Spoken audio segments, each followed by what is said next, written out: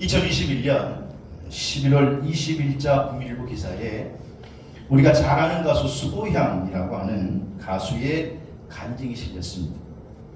소향은 광림교에서 열린 갓블레스2, 갓블레스 시즌2 성령 한국 청년 대회에서 자신의 신곡 편지라고 하는 곡을 발표하기 전에, 부르기 전에 내가 이제야 진짜 이야기를 한다 그러면서 간증을 했는데, 그녀는 슬픔과 고난이라고 하는 바닥에서도 언제나 하나님은 그 자리에 나와 함께 계셨다라고 고백을 했습니다. 소향은 우리가 기적이라고 부르는 일들을 가만히 살펴보면 그 안에는 사실 어마어마한 아픔과 고통과 절망이 있다고 했습니다. 근데 그것을 지나서 그 아픔이 기적이 되고 간증이 되지만, 그러나 그 결론에 도달하기까지 우리는 누구나 고난의 과정을 지날 수밖에 없다고 고백했습니다. 소향은 그 아픔 가운데에 그런데 주님이 늘 나와 함께 계셨다, 그렇게 고백을 했습니다. 자기가 정말 힘들 때는 몰랐는데, 근데 그때 정말 자신에게 어깨를 내어준 이는 바로 주님이셨다라고 하는 사실을 늦게 깨닫고, 그래서 그는 편지라고 하는 자신의 신곡에 이런 마음을 담아 곡을 쓰게 되었는데, 소향은 기적의 순간에도 고난의 순간에도 하나님이 함께 계시다라고 하는 생각에 도저히 잠을 이룰 수가 없어서 새벽에 일어나서 하나님께 편지를 쓰듯이 노래 가사를 적어 내려갔다고 고백했습니다. 그래서 그녀는 요즘에는 어떻게 하면 자신의 삶에서 주님을 나타낼 수 있는지 고민하면서 날마다 그렇게 살아가고 있다 고백했습니다. 사랑하시는 성도 여러분, 성도는 소향처럼 항상 하나님의 손에 붙들려서 믿음의 길을 걸어가는 줄로 믿으시기를 바랍니다. 2023년 오늘이 1월 29일, 벌써 한 달이 다 지나가는데 남은 11달도 하나님의 손에 붙들려서 믿음의 길을 잘 걸어가는 복된 걸음이 되시기를 주의 이름으로 축복합니다. 오늘 보면 우리가 너무나 잘 알고 있는 사실 요셉에 대한 기사입니다. 근데 요셉은 형들에게 팔려서 애굽의 왕 바로의 12대장 보디발의 집에 노예 생활을 하다가 그가 이제 가정 총무가 된 상황을 오늘 본문이 기록하고 있습니다. 요셉은 절망적인 상황에서도 믿음으로 하나님과 함께 했던 인물입니다. 역사적으로 보면 요셉이 애굽에 팔려갔을 때를 기원전 BC 1898년경으로 추측합니다. 요셉이 겨우 17살이 되었을 때인데, 요셉이 30살에 애굽의 총리가 되었으니 13년 동안은 요셉은 꼬박 노예 생활과 감옥의 투옥 생활을 했습니다. 13년의 애굽의 삶은 요셉에게는 고난의 연속이었는데, 하지만 그 가운데에 요셉은 하나님과 함께하는 삶을 살았던 것입니다. 저는 오늘 본문의 말씀을 가지고 하나님이 함께 계시면, 하나님이 함께 하시면 이라고 하는 제목으로 은혜를 나누고자 하는데, 하나님이 함께 하시면 첫 번째로는 형통한 자가 되는 줄로 믿습니다. 오늘 본문 2절에 보니까 여호와께서 요셉과 함께 하시므로 그가 어떠한 자가 되어 형통한 자가 되어, 이렇게 증언해주고 있습니다. 성경에서요, 요셉을 형통한 자라고 소개를 하는데 그 비결은 하나님이 함께 하셨다, 여호와께서 함께 하셨기 때문이다, 그렇게 말하고 있습니다. 여러분, 형통이라고 하는 뜻이 뭡니까? 모든 일이 잘 되는 것, 술술 풀리는 것.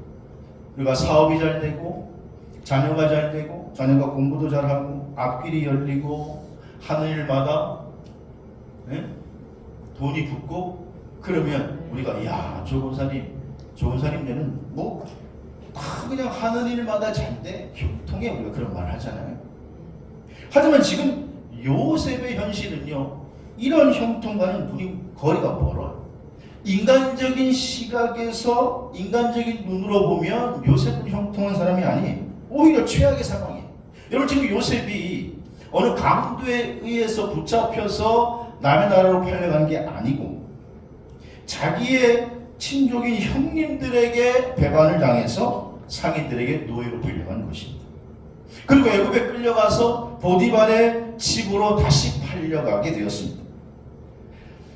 우리가 그냥 세상적인 시각으로 봤을 때는 망해도 이렇게 망할 수가 없는 거예요. 망해도 보통 망한 게 아니에요. 요셉의 인생 자체가 완전히 망한 것입니다. 당시의 노예는, 한 번 노예는 영원한 노예. 짐승처럼 여기저기로 팔려다녀야 하는 자유 없는 삶이 노예의 삶인데, 근데 이상한 것은 오늘 성경에 이런 요셉을 가리켜서 첫 번째 서두를 열면서 말씀을 시작하면서 요셉이 형통한 자가 되었다 이렇게 말합니다. 형통한 자가 되어 이렇게 말합니다. 아니 세상 사람들이 생각하는 형통과는 너무 거리가 먼데 이것을 형통한 자가 되었다. 성경은 하나님이 함께 하시는 것이 형통이라고 말하는 줄로 믿으시기를 바랍니다. 하나님이 함께 하시면 지금 당장 내 눈앞에는 뭐가 막혀있는 것 같은 것도 결국 시간 문제고, 하나님이 함께 하시면 내 앞에 거대한 성벽 여리고성이 무너지는 것도 시간 문제요. 하나님이 함께 하시면 내 앞에 도저히 건널 수 없는 홍해 바다가 갈라지는 것도 가능한 줄로 믿으시기를 바랍니다. 열왕기하 18장 7절에 보면 남유다 13대 왕 히스기야에 대해 증언하는데 18장 7절에 여호와께서 그와 함께 하심에 그가 어디로 가든지 어떻게 형통하였더라. 그러니까 히스기야에 대해서도 성경은 증언하기를 여호와께서 함께 하심으로 형통하게 되었다라는 거예요. 히스기야가 형통한 건 다른 게 아니에요. 하나님께서 여호와께서 함께 하시니 어디를 가든지 형통하게 되었다. 동일하게 이렇게 말씀하고 있는 것입니다. 열왕기하 18장은 히스기야 왕의 행적에 대해서 기록하고 있는데 히스기야 왕의 아버지는 아하스라고 하는 왕입니다. 사실 이 아하스 왕의 행적은 그리 좋지 않습니다. 그의 뒤를 이어서 히스기야가 유다의 13대 왕이 되었는데 히스기야가 왕이 되었을 때만 해도 유다는 어려운 나라의 위기에 직면했을 때였습니다. 북쪽으로 있는 동족인 북이스라엘은 이미 아수르라고 하는 고대 열강 나라에 의해서 나라가 완전히 멸망당해 있는 상태요. 남유다도 형편이 넉넉하지 않았습니다. 아버지 아하스의 실정으로 군사력으로 약화되어 있었고 또 종교적으로는 이미 우상 숭배가 그 나라에 만연해 있었습니다. 하나님의 나라에 하나님의 백성들이 우상 숭배에 만연해 있었습니다. 그래서 히스기야는 왕이 된 이후에 그는 생각했습니다. 왜 도대체 우리의 동족 북이스라엘이 망했나? 멸망한 이유를 자세히 한번 살펴보았더니 북이스라엘이 멸망한 이유는 왕과 대신들 그리고 일반 백성들이 하나님을 배신하고 우상을 숭배해서 하나님이 진노하시고 분노하신 결과라고 하는 사실을 깨닫게 된 것입니다. 그래서 그는 히스기야가 왕으로 등극한 이후에 제일 먼저 한 것이 뭐냐? 종교개혁을 단행했던 것입니다. 여러분 얼마나 남유다가 타락했는지 성전 안에도 우상들이 들어와 있었어요. 그래서 히스기야는 성전 안에 우상들을 모조리 밖으로 다 끌어내서 태워버리고 불살라버렸습니다. 하나님의 성전 안에는 오직 성물이 있게 했고 다른 것들은 일체히 두지 못하게 했습니다. 그리고 성전 밖에 있는 그런 우상의 잔재들이 산당들을 다 부숴버렸습니다. 또한 우상 숭배로 인하여 잃어버렸던 이스라엘 고유 절기를 다시 지키도록 명령해서 그래서 남유다는 다시 유월절을 지키기 시작했습니다. 히스기야가 이런 개혁을 단행하고 이렇게 행하니까 이것을 보시고 하나님이 기뻐하셨다 그랬습니다. 그래서 열왕기하 18장 7절을 보면 여호와께서 그와 함께 하심에 그가 어디로 가든지 형통하였더라. 그가 아수르 왕을 배반하고 섬기지 아니했다. 여러분 당시의 최고의 열강은 최고의 고대 왕국은 아수르입니다. 그런데 히스기야가 그 아수르 왕을 섬기지 않고 조공을 바치지 않고 하나님과 함께 했다는 것입니다. 그랬더니 당연히 이 아수르 왕은 화가 머리끝까지 나겠죠. 사네립이 그래서 당연히 히스기야가 자기를 섬길 줄 알았는데 약소국이 자기를 섬기지 않으니 군대를 동원해서 유다를 침략합니다. 히스기야가 그 침략 앞에 하나님을 의지하고 기도하며 아수르 왕이 보낸 협박의 편지를 내놓고 하나님 앞에 통곡하며 부르짖습니다. 열왕기하 19장 35절에 보니까 이 밤에 여호와의 사자가 나와서 아수르 진영에 군사 18만 5천 명을 친지라 아침에 일찍이 일어나 보니 다 송장이 되었더라. 하나님 앞에 부르짖었을 때에 힘을 의지하지 아니하고 아수르 앞에 조공하지 아니하고 하나님을 의지했을 때에 하나님이 그와 함께 하심에 아수르 군대 18만 5천 명이 하루아침에 다 송장이 되어버렸다는 것입니다. 히스기야 군대가 간밤에 가서 활을 쏜 게 아닙니다. 칼을 던진 것도 아닙니다. 하나님이 함께 하시고 하나님의 경외하는 모습을 보고 하나님이 역사를 일으켜 주신 줄로 믿습니다. 오늘 사랑하신 여러분, 우리 성도들에게 형통이란 뭐냐? 하나님이 함께 하시는 그 자체가 형통인 줄로 믿으시기 바랍니다. 2023년에 남은 삶이 어떠한 상황을 만나든지 하나님이 함께 하시면 형통의 문이 열릴 줄로 믿으시기를 바랍니다. 그러므로 오늘 우리 그리스도인들이 오늘 이 예배 앞에 우리가 점검해야 할 것은 뭐냐면 내가 지금 하나님과 함께하고 있느냐, 아니 하나님이 나와 함께하고 있느냐, 내가 하나님과 동행하고 있고 내가 주 안에 있고 주님이 내 안에 있느냐, 이것을 우리가 점검해야 합니다. 사랑하는 성도 여러분, 우리 너나 가족들은 하나님이 함께 하시는 하나님이 주신 형통의 주인공이 2023년에 꼭 되시기를 주의 이름으로 축복합니다.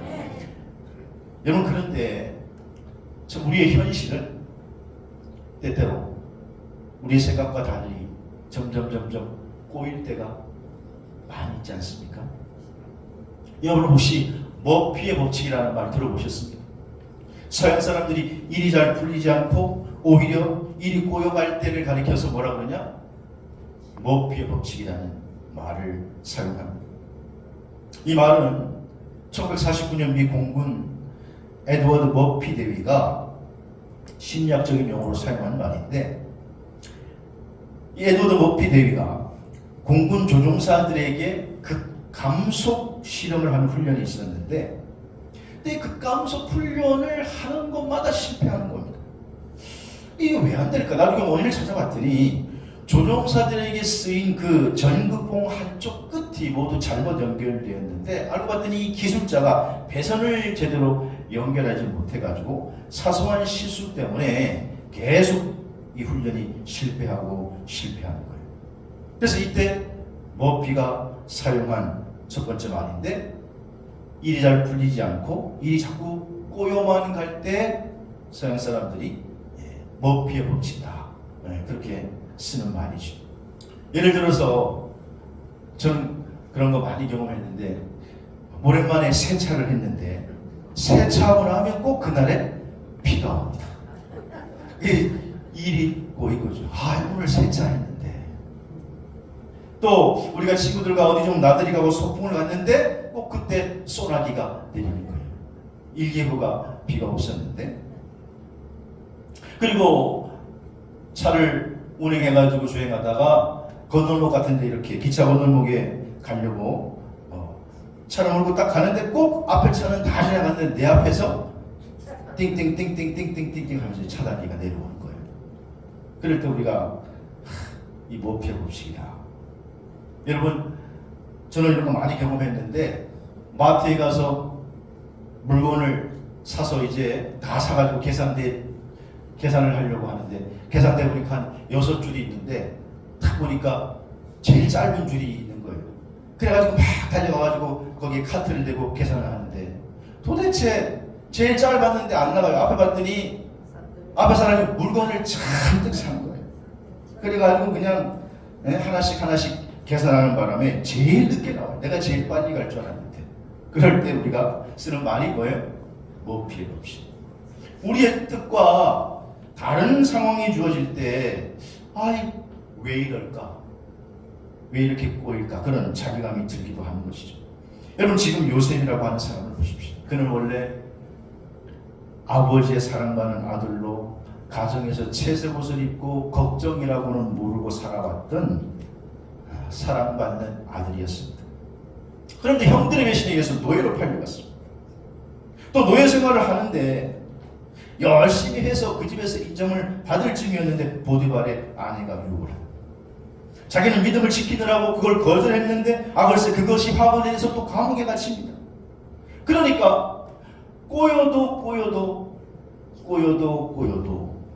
일이 왜 이렇게 꼬이는지 풀리지 않습니다. 근데 오늘 성경은 이런 요셉을 가리켜서 그가 형통한 자가 되어 이렇게 말합니다. 인간적인 성실이나 경험이나 지식으로는 도저히 이해가 안 되죠. 이게 무슨 형통한 자입니까? 일이 자꾸 꼬여가는데. 근데 결과적으로 만약에 요셉이 감옥에 갇히지 않았더라면 그가 그 감옥에서 술 맡은 장관, 떡 맡은 장관을 만날 수 있었을까요? 거기에 있는 동안에 당시에 그가 술장관과 떡장관을 만났는데 이 사람들은요 최고의 정치가예요. 애국에 있어서. 그리고 왕이 가장 신뢰하는 사람들이 바로 이 사람들이 정치의 고수들입니다. 그러니까 감옥 안에서도 정치인들은 뭐 맨날 하는 얘기가 정치 얘기하는 거예요. 그래서 거기에서 아마 요셉이 정치를 다 배운 것 같습니다. 그러니까 따지고 보면 이 모든 일은 요셉을 애굽의 국무총리로 세워서 그를 통해서 역사하시려고 하는 하나님의 섭리였고 과정이었는 줄로 믿습니다. 실제로 꼬여 보이는 것처럼 보이지만은 그러나 그 뒤에는 하나님의 섭리가 계신 것입니다. 하나님의 역사가 있었던 것입니다. 2023년 열매나 가족 여러분, 여러분의 삶이 주의 이름으로 형통하시기를 축원합니다. 형통하시기를 축복합니다. 비록 우리가 육신의 눈으로 봤을 때는, 인간적인 시각으로 봤을 때는 꼬이는 것처럼 보일 수 있어요. 지금 뭔가 지금 꼬이는 것처럼 볼 수 있어요. 그럴 때 여러분, 세상 사람들이 선택하는 건 절망이에요.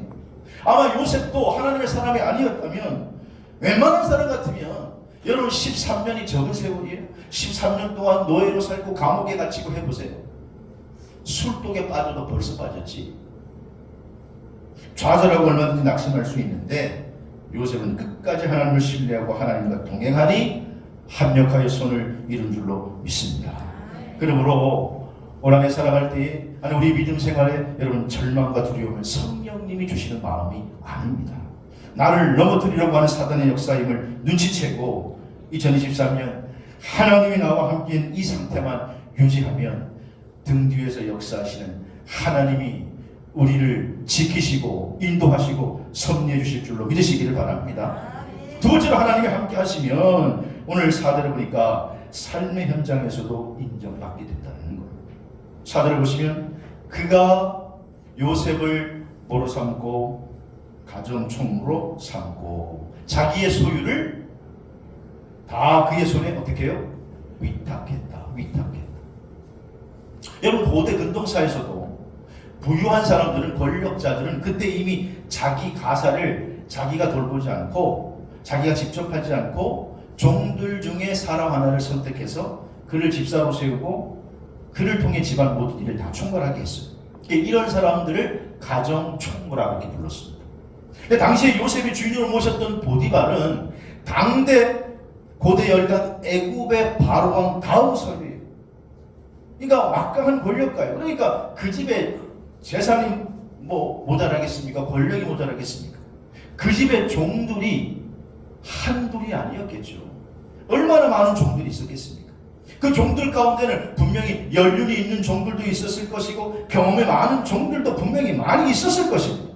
그런데 17살밖에 안 되니 요셉이 그가 열심히 일하고 무엇보다 하나님 눈에 들으니 주인 보디발의 눈에 안 들 수가 없지요. 그래서 딱 고릅니다. 보디발이 네가 가정 총무를 해. 다른 사람들이 많은 사람들이 있었는데도 딱 요셉을 고르고 다른 노예를 다 제껴놓고 네가 집안 살림을 다 해라. 그리고 그에게 곡간 길을 맡겨준 거예요. 사랑하는 성도 여러분, 성도의 삶은 어디 가든지 우리가 삶의 현장에서 인정받아야 될 줄로 믿으시기 바랍니다. 디모데후서 2장 15절 말씀에 보면 너는 진리의 말씀을 옳게 분별하여 부끄러움이 없는 일꾼으로 인정된 자로 자신을 하나님 앞에 드리기를 힘쓰라. 인정된 자 그랬어요. 그럼 우리가 하나님 앞에, 사람 앞에 인정받는 방법은 뭔가?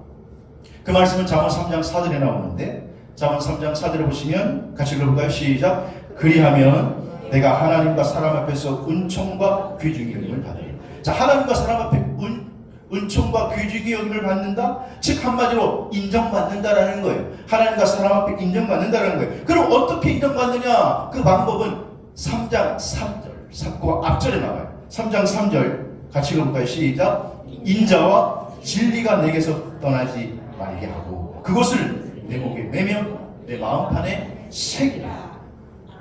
아멘. 인자와 진리가 내게서 떠나지 말게 하라는 거예요. 그러면 인정받는 자가 된다. 여기 인자는 신학에 오면 예수님이 자신을 인자라고 했어요. 인자. 마태복음 7장 8절에 인자는 안식일의 주인이니라 그렇게 말씀하셨죠. 또 인자와 진리는 하나님을 가리키는 말이에요. 그러니까 인자와 진리를 목에 메고 마음판에 새기라고 하는 말은 항상 주님과 동행하면서 하나님 말씀으로 무장하고 살아라. 그러면 인정받게 될 것이다. 여러분, 우리의 삶은 주님과 동행할 때 가장 아름다운 열매를 맺게 될 줄로 믿으시길 바랍니다. 사람들이 왜 죄를 짓는 줄 아세요? 사람들이 왜 죄를 짓는 줄 아세요? 아무도 안 본다고 생각하니까 죄를 짓는 거예요. 아무도 안 보겠지. 여러분, 그러나 우리는 아무도 안 봐도 불꽃 같은 눈으로 우리 주님이 보고 계신 줄로 믿으시길 바랍니다. 하나님이 보고 계십니다. 하나님.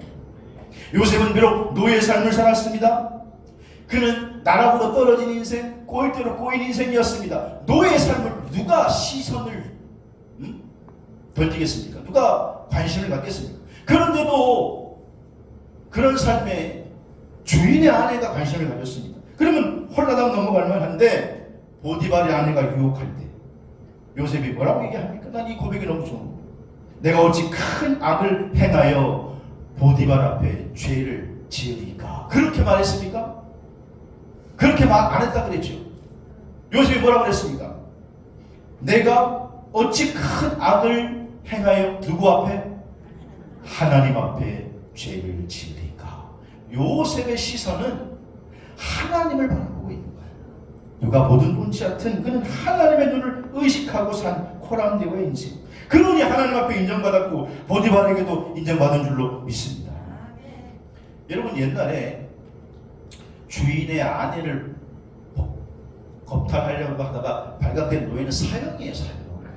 근데 감옥에 갔다는 건 제가 보기에는 자세히는 성경에는 그렇게 나와 있지 않지만 이 보디발이 자기 아내가 좀 믿어보지 않는 거예요. 찝찝한 거예요. 이게 뭔 꾀를 부렸지 이게. 그래서 요셉을 그냥 감옥에 보낸 거예요. 여러분, 올림픽을 치르다 보면 항상 영웅이 나오는데 이번에도 ISU 월드컵 동계 월드컵 대회에서 최민정, 김민선 선수 외에 많은 영웅들이 4관왕, 3관왕 나왔어요. 이제 우리도 2024년 강릉에서 동계 청소년 올림픽이 열리게 됩니다. 그런데 1988년 서울 올림픽에서 영웅이 된 한 여인이 있었는데 여러분 너무나 많이 들어봤던 미국의 육상 선수 그린피스 조이너라고 하는 달리는 패션 모델이라고 하는 별명을 가진 사람입니다. 그녀는 200m 결승 경기에서 21초 34라고 하는 놀라운 기록으로 금메달을 땄습니다. 그녀가 그렇게 우승을 하고 나서 그 자리에서 무릎을 꿇고 기도를 하자 기자가 와서 물었습니다. 당신은 도대체 경기장에서 달릴 때 어떤 생각을 하고 달립니까? 어떻게 이런 기록을 낼 수 있습니까?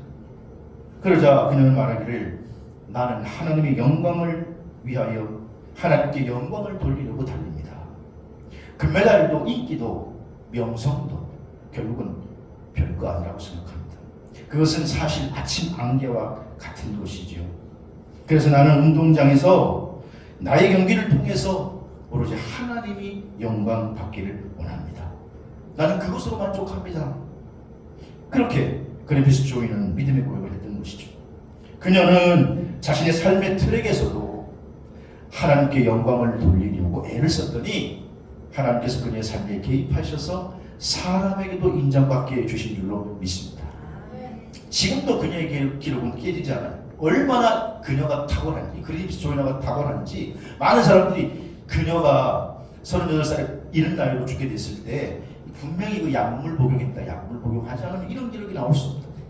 그러나 국제 육상 연맹에서 엄격한 도핑 테스트를 했는데도 약물이 기록되지 않았습니다. 여러분, 오늘 설명절이 지나고 이제 새로운 또 달이 시작되고 우리에게 11달이 남았습니다. 우리 그리스도인들은 삶의 현장에서 인정받아야 될 줄로 믿습니다. 가정에서도 인정받아야 될 줄로 믿습니다. 아내는 남편에게, 남편은 아내에게, 자식은 부모에게, 부모는 자식에게 인정받아야 돼요. 서로 사랑하면서 화합하면서 인정받는 그런 모습이 되어야 돼요. 교회에서는 큰 소리치고 거룩거룩하고 하나님 하는데 집에서는 인정도 못 받고 말도 안 하고 서로 원수진 것처럼 등 돌리고 살면 그 믿음은 가짜입니다. 하나님이 함께 하시면 삶의 현장에서 인정받게 되는 줄로 믿습니다. 세 번째로, 하나님이 함께 하시면 축복의 주인공이 됩니다. 오늘 보면 5절 같이 우리 읽어보시면 5절 같이 읽겠습니다. 시작.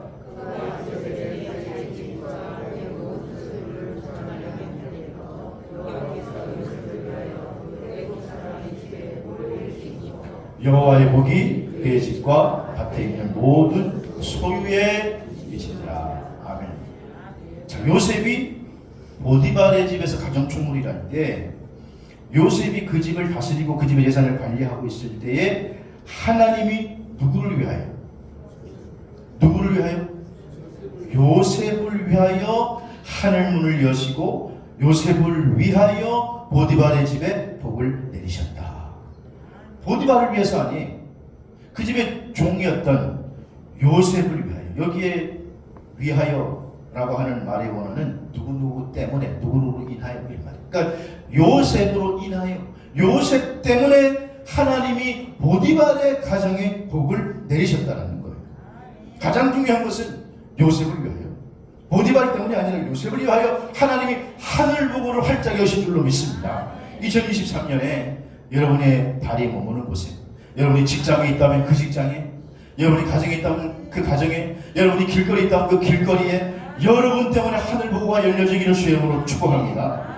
하나님 아브라함을 부르셔서 축복하실 때에 창세기 12장 3절에 보니까 너를 축복하는 자에게 내가 복을 내리고 너를 저주하는 자에게 내가 저주하리니 땅의 모든 족속이 너로 말미암아 복을 얻을 것이다. 엄청난 복을 주세요.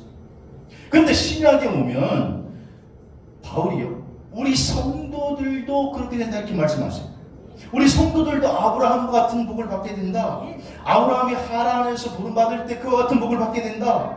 창세기 12장에 내가 너로 큰 민족을 이루고 내게 복을 주어 내 이름을 참되게 하리니 너는 복의 근원이 될지라. 한마디로 복덩어리가 될지라고 하는 말인데, 오늘 우리 성도들이 가는 곳에도 그런 복을 내린다. 바울이 그렇게 얘기해요. 어디에 있느냐? 갈라디아 교회 편지를 하면서 갈라디아 3장 11절 말씀을 보니까 또 하나님 앞에서 아무도 율법으로 말미암아 의롭게 되지 못할 것이 분명하니 이는 의인은 뭐로 말미암아? 믿음으로 말미암아 살리라. 즉 신약에 와서는 믿음으로 말미암는 자는 아브라함과 함께하는, 아브라함이 받는 복을 받게 된다. 바울이 그렇게 말하고 있습니다. 그러므로 2023년 살아가면서 저와 여러분이 축복의 주인공이 되시기를 주의 이름으로 축원합니다. 미국의 여성 부업 가운데 구리광산의 사업을 통해서 어마어마한 부를 남겼던 위게트 클라크라고 하는 여인이 있습니다. 이 여인이 제 기억으로 2021년에 104세로 사망을 했는데, 근데 그녀가 구리 사업에 일찍이 손을 대가지고 엄청난 부를 남겼기 때문에 그녀가 죽고 난 다음에 그녀의 유산이 한 3억 달러쯤 된다 그랬어요. 이 3억 달러가 얼마인지 모르니까 우리나라 돈으로 논해지지 않는 거예요. 네. 3천억쯤 3천억. 그런데 이 그녀의 유산이 너무 많으니까 언론에서 이 유산을 상속받을 사람이 누군지 대서특필을 했습니다. 근데 그 유산 상속의 1순위가 누구냐?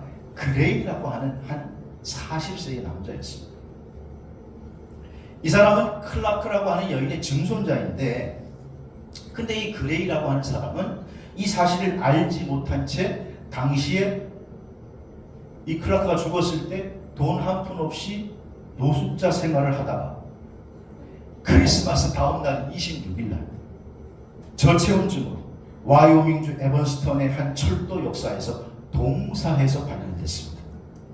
당시에 기온이 영하 10도까지 떨어졌는데 그 철도 역사에서 거의 벗은 채, 그러니까 얇은 옷을 입고 자다가 숨진 채 발견됐습니다. 그래서 그 사람의 신원을 확인해 봤더니 이 사람이 그레이라고 하는 사람인데 지금 이 클라크라고 하는 여인의 변호사들이 그토록 찾고 있던 사람이라는 거예요.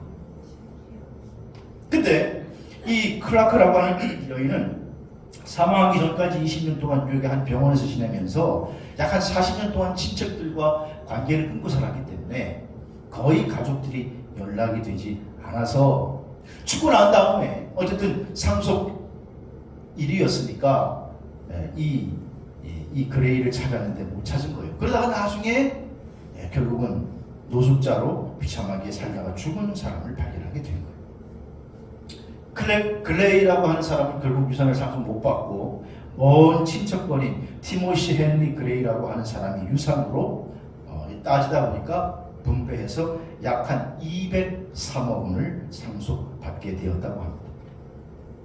만약에 그레이가 엄청난 자기가 상속의 주인공이고 축복의 주인공을 알았다면 그의 인생은 어떻게 됐을까요? 그가 노숙자로 살았을까요? 얇은 옷을 입고 역을 전전하며 다녔을까요? 사람들에게 $1라고 그가 구걸을 했을까요? 그렇지 않죠. 그는 자기가 엄청난 상속인이라고 하는 1순위라고 하는 사실을 모르고 살다가 죽은 것입니다. 여러분, 이 기사를 보면서 어떤 그런 생각이 들어요. 우리 성도들이 누구냐? 우리 성도들. 여러분, 우리는 하나님의 자녀인 줄로 믿으시길 바랍니다. 하나님의 자녀로 믿으시면 아멘 합시다. 하나님의 자녀는 하늘의 상속자요 하나님의 상속자인 줄로 믿습니다. 그런데 우리는 하나님의 상속자라는 사실을 까맣게 잃어버리고 하나님을 잃어버리고 또는 하나님을 등지고 하나님과 아무런 관계없는 삶을 살 때가 얼마나 많은지 모르고 하나님께서 결국 예비해 놓으신 금생과 내세에 약속된 엄청난 축복들과 관계없는 삶을 살 때가 얼마나 많은지 모르고 여러분이 그레이는 엄청난 상속을 받도록 정해져 있었지만 그것과 관계없는 삶을 살다가 관계없이 어느 날 길거리에서 그냥 죽어버린 것이죠. 오늘 말씀을 정리하면 오늘 말씀의 핵심은 하나님이 함께 하시면입니다. 여러분, 하나님이 함께 하시면 어떠한 꼬이는 상황 가운데도 협력하여 선을 이루게 되고 삶의 현장에서 인정받게 되고 축복의 주인공이 되어서 요셉 때문에 보디바리 집이 복을 받은 것처럼 바로 여러분 때문에 하늘의 보고가 열리게 될 줄로 믿습니다. 남은 11달 요셉의 신앙을 마음속에 깊이 각인하면서 하나님과 함께 동행하고 걸어가셔서 하나님의 은혜의 손을 붙잡고 승리의 현장으로 인도해 주실 줄로 믿습니다. 그 승리의 주인공이 되시기를 주의 이름으로 축원합니다.